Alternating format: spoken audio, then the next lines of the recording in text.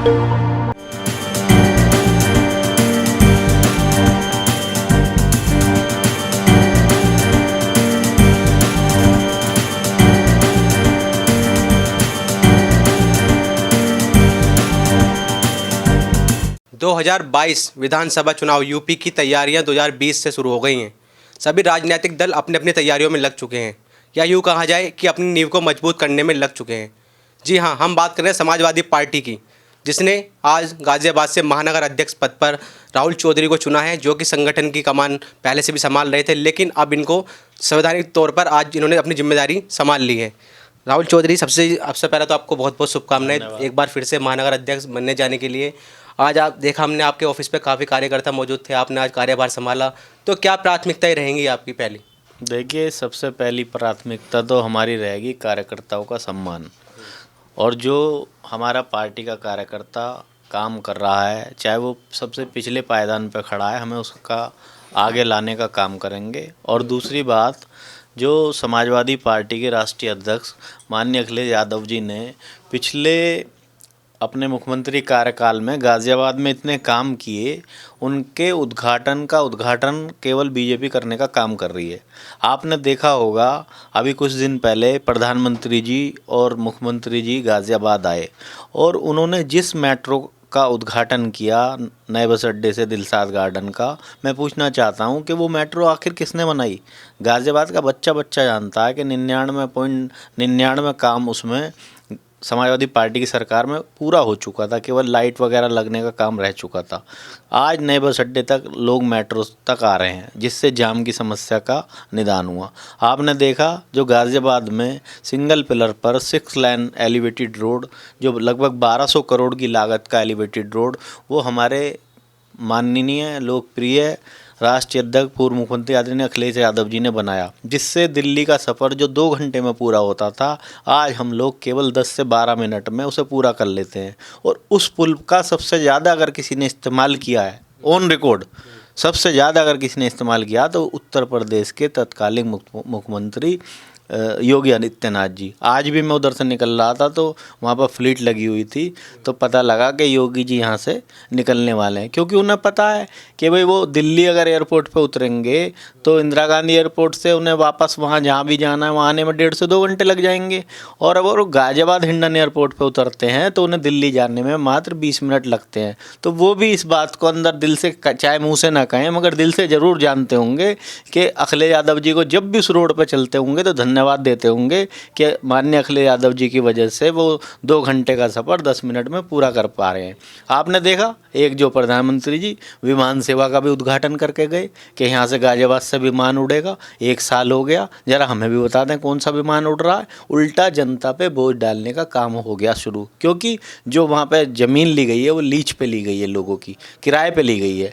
और किराए पे जो ज़मीन ली गई है उसका मंथली किराया अगर सरकार दे रही तो सरकार पे पैसा कहाँ से आता है? वो हमारे द्वारा ही तो जाता है किसी न किसी माध्यम से, चाहे हम रोड टैक्स के रूप में देते हूँ, चाहे सेल टैक्स के रूप में देते हूँ, चाहे इनकम टैक्स के रूप में देते हूँ, चाहे अन्य किसी कर के रूप में देते हो। हमारा गाड़ी कमाई जनता की, उसे केवल फ्री में बहाया जा रहा है, वहाँ से कोई न फ्लाइट ऑपरेट हो रही है। नेताजी, आप योगी जी का बार बार जिक्र कर रहे हैं, जैसे कि आप कह रहे हैं कि जो अखिलेश के कार्य हैं उनको उद्घाटन योगी जी कर रहे हैं, तो योगी जी से याद आता है कि 3 साल पूरे हो चुके हैं उनके कार्यकाल के उत्तर प्रदेश में। आज आपने कार्यभार संभाला, कल उन्होंने अपने घोषणा पत्र जनता के सामने पेश किया कि हमने 3 सालों में क्या काम किया। आप उनके कार्यों किस तरीके से देखते हैं 3 साल के?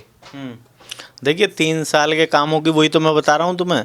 3 साल में मैं कहता हूँ गाज़ियाबाद में एक काम करा हो तो बता दो। केवल हमारे कामों के उद्घाटन कर रहे हैं। अब मैं मेट्रो की बात कर रहा था, अब नोएडा की मेट्रो किसने बनाई, अब लखनऊ की मेट्रो किसने आई।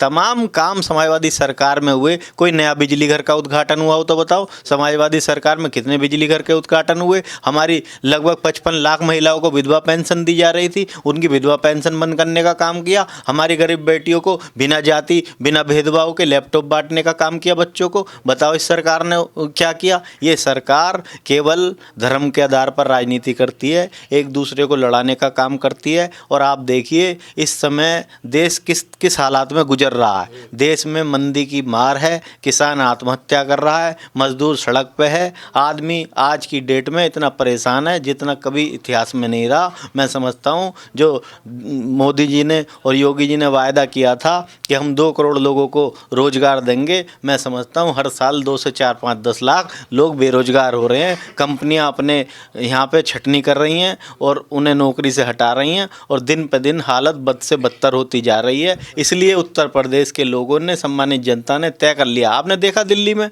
सीधा साधा उदाहरण, दिल्ली ने जनता काम के आधार पर वोट दिया इस बार, क्योंकि उन्होंने बहुत सारे हथकंडे अपनाए। आपने देखा कहाँ कहाँ का मुद्दा चलाया, कहाँ कहाँ का धरना चलाया, मगर वहाँ की जनता ने, सम्मानित जनता ने समझदारी का परिचय दिया और काम के आधार पर वोट दिया। इसलिए वहाँ केजरीवाल जी बने। अगर उत्तर प्रदेश में भी काम के आधार पर वोट मिला होता तो उत्तर प्रदेश में पूर्ण बहुमत से ज़्यादा की सरकार अखिलेश यादव जी की बनती। जैसे कि कल 3 साल पूरे हुए योगी सरकार को, तो उन्होंने अपने बजट का जिक्र करते हुए कि हमने उत्तर प्रदेश के इतिहास का 12 लाख हज़ार करोड़ रुपये से ऊपर का बजट पहली बार पेश किया। इसमें किसान, युवा, रोजगार के हमने जिक्र किया, आम जनता की जो महिला की सुरक्षा उसको लेकर हमने किया, और उसी की बदौलत, अपने कार्यों की बदौलत 3 साल जो हमने यूपी में किया, दोबारा सरकार बनाएंगे, वो इस बात को कह रहे हैं। देखिए, बजट पेश करना और उसे ज़मीन पर लागू करना, दोनों में बहुत बड़ा अंतर होता है। बजट पेश किया, लागू कब होगा? आपने देखा होगा, अब से 3 साल पहले बल्कि पिछली सरकार में मोदी जी ने एक बजट पेश किया, उसमें बताया कि बुलेट ट्रेन चलाएंगे। वो बुलेट ट्रेन कब चलेगी? उस बुलेट ट्रेन में हम कब बैठ करके जाएंगे?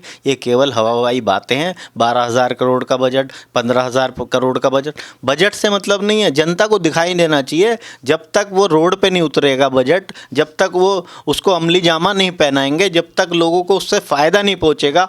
यूँ तो किसानों से भी कहा उनकी जो है कर्ज माफ़ी करेंगे, मगर किसानों के साथ मजाक करने का काम किया। कर्ज के नाम पर 30-30, 50-50, 100-100 रुपये के चेक उनके नाम पर पहुँचे। केवल कह देने से ना तो कर्जा माफ़ होगा और ना बजट पास करने से लोगों को लाभ होगा आम जन को। जब तक आम जन की समस्या का हल नहीं होगा, यहाँ पर हम रोजगार के अवसर उपलब्ध नहीं कराएंगे। आप बताइए, आपकी भाजपा सरकार के मंत्री ये कहते हैं, अमित शाह जी, कि भी अगर बेरोजगारों पर रोजगार नहीं तो पकौड़े तल लो। पढ़े लिखे बताओ, नहीं कहा। योगी जी कहते हैं हमने महिला सुरक्षा को लेकर यूपी में बहुत कुछ किया है। समाजवादी पार्टी की सरकार में जंगल राज था, महिलाओं असुरक्षित थी, महिला कहीं भी जाएं रातों घर से नहीं निकल पाती थी, लेकिन आज वही महिलाएं खुल के सांस ले रही हैं, घूम पा रही हैं। क्या कहेंगे आप? आपके सामने उनके विधायक महिला के साथ बलात्कार में आरोपी हैं और उन्हीं के सांसद साक्षी महाराज उन्हें उनके जन्मदिन पर बधाई देते हैं। ऐसे उनके विधायकों से सुरक्षित नहीं है। आप आम जनता से सुरक्षा की बात कर रहे हैं। आप देखिए, लोनी के अंदर विधायक चेयरमैन पर आरोप लगाता है भ्रष्टाचार का, चेयरमैन विधायक पे भ्रष्टाचार का आरोप लगाता है, विधायक धरने पे बैठता है, विधायक कहता है कि भाई लोनी के अंदर अगर कोई अधिकारी भ्रष्टाचार करेगा तो मैं उसके खिलाफ धरने पे बैठूंगा, और धरने पे बैठता है। तो इसका मतलब सरकार में भ्रष्टाचार हो रहा है। मैं नहीं कह रहा, उनके विधायक कह रहे हैं कहीं ना कहीं। आपने देखा, इतिहास में पहली बार उत्तर प्रदेश की विधानसभा में 200 से ज़्यादा विधायक, बीजेपी के विधायक, और बीजेपी के खिलाफ धरने पर बैठ गए, और आप कह रहे हो कि योगी आदित्यनाथ जी कह रहे हैं महिलाओं से सुरक्षा करेंगे। मैं समझता हूं अभी महिलाओं से, बीजेपी के विधानसभा विधायकों से हमें सुरक्षा चाहिए, क्योंकि बीजेपी के विधायक और बीजेपी के सांसद ही इसमें लिप्त हैं। आम जनता की तो बात छोड़ दो आप। अच्छा, अब जैसे कि आप योगी जी के बारे में जिक्र कर रहे हैं, अब बात कर ली जाए अखिलेश यादव की, आपके पार्टी अध्यक्ष हैं। उन्होंने ट्वीट कर ये दावा कर दिया है कि इस बार हम यूपी में 350+ सीटें जीतेंगे और गाज़ियाबाद के महानगरी कमान आपको सौंप दी गई है। अखिलेश जी के सपने को गाज़ियाबाद में किस तरीके से साकार करेंगे? क्या मेहनत करेंगे ग्राउंड जीरो पर? देखिए, जो हमारा नेता का हमारे लिए आदेश है वो हमारे लिए सर्वोपरि है, और हमारे नेता ने यदि आदेश दिया है कि मिशन 351+, तो उन्होंने बहुत सोच समझ के दिया होगा। उन्होंने उत्तर प्रदेश में पूरा माहौल जांच करके, परख करके, किसानों से बात कर करके, मजदूरों से बात कर करके, हर वर्ग में, क्योंकि बीजेपी का विरोध है और जनता इंतजार कर रही है 2022 का, इसलिए उन्होंने 351 सीटों का हमें टारगेट दिया है। और निश्चित तौर पर मैं विश्वास दिलाता हूँ कि इस बार हम गाज़ियाबाद से भी बहुत अच्छी सीटें देने का काम माननीय अखिलेश यादव जी को करेंगे, और यहाँ से भी हमारे विधायक और सांसद जीत करके जाएंगे। अच्छा, अगर बात गाज़ियाबाद की जाए, क्योंकि एनसीआर सबसे महत्वपूर्ण जिला है, जो उत्तर प्रदेश की सबसे महत्वपूर्ण जिलों में से एक आता है, लेकिन यहाँ पर देखा जाता है समाजवादी पार्टी में गुटबाजी नजर आती है। कभी सुनने में आता है कि पार्टी के कार्यकर्ता इस्तीफा दे रहे हैं, महानगर अध्यक्ष पद को लेकर लड़ाई है, जिला अध्यक्ष से विवाद है, तो उस गुटबाजी को कैसे ख़त्म करेंगे आप? देखिए, पहली बात तो कोई ऐसी गुटबाजी है नहीं रही, थोड़ी घनी कुछ है, क्योंकि 10 लोग मांगते हैं, एक आदमी को मिलता है तो कहीं ना कहीं 9 आदमियों को थोड़ी सी दिक्कत होती है। मगर ऐसी कोई गुटबाजी समाजवादी पार्टी परिवार में नहीं है। अगर गुटबाजी सबसे ज़्यादा कहीं है तो वो भारतीय जनता पार्टी में है। और जो मैंने आपको बताया, आप पत्रकार हैं सम्मानित, आप पता कर लीजिए कि भारतीय जनता पार्टी में विधायक का दुश्मन है, चेयरमैन का दुश्मन है, संगठन का दुश्मन है। वहाँ पर लोग केवल इस चक्कर में है कि ये मेरे से ज़्यादा क्यों कमा रहा है।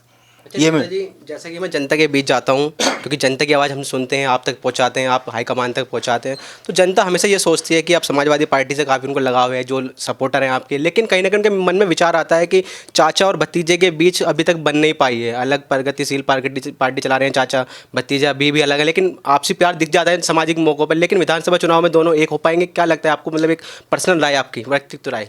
देखिए, जहाँ तक परिवार का सवाल है, मैं परिवार के बारे में कुछ नहीं कहना चाहूँगा। मैं केवल इतना कहना चाहता हूँ कि समाजवादी पार्टी मजबूत है, शुरू से लेकर के कार्यकर्ताओं से, बूथ स्तर से लेकर के हम लोग अभी से ही काम कर रहे हैं। और इस बार हम हर हालत में उत्तर प्रदेश में पूर्ण बहुमत की सरकार बनाएंगे। और जो हमारी अगर सरकार बनी तो जिस तरीके से हम लोग पहले से काम करते आ रहे हैं, उसमें देखो हमारी विधवा पेंशन जो 55 लाख महिलाओं को दी जा रही थी, उसे तुरंत बंद करने का काम किया। आप समझिए उन विधवाओं को कितना जोर पड़ा होगा। हमारे लिए हो सकता है 500 रुपये 1000 रुपये महीना कोई बड़ी चीज़ ना हो, मगर उनके 500 और 1000 रुपये महीने जब उन्हें मिलते थे तो उनके आंखों से आंसू निकल आते थे। तो हम उसे दोबारा करने का काम करेंगे और जो जनता से जुड़े हुए मुद्दे हैं उन्हें हम लागू करेंगे। अच्छा, बात कर रहे हैं योगी जी की, अखिलेश जी की, लेकिन कहीं ना कहीं कांग्रेस पार्टी को नज़रअंदाज नहीं किया जा सकता, क्योंकि कांग्रेस पार्टी को हम देख पा रहे हैं ग्राउंड जीरो पर किसानों को अपने हित में करने के लिए जन जागरण अभियान चला रही है। वो लोगों को अवेयर कर रही है कि बीजेपी ने कुछ नहीं किया, समाजवादी पार्टी ने किसानों के लिए कुछ नहीं किया। वो दावा कर रही है कि हम भी 2022 में ताल ठोकेंगे और दोबारा आने की कोशिश करेंगे। देखिए, सभी दल जब चुनाव में उतरते हैं, सभी टीमें जब चुनाव में उतरती हैं, तो हर टीम सोचती है कि मैं सबसे अच्छा प्रदर्शन करूं और मैं जीत करके आऊं। तो वो कांग्रेस पार्टी की अपनी विचारधारा है, अपने काम है।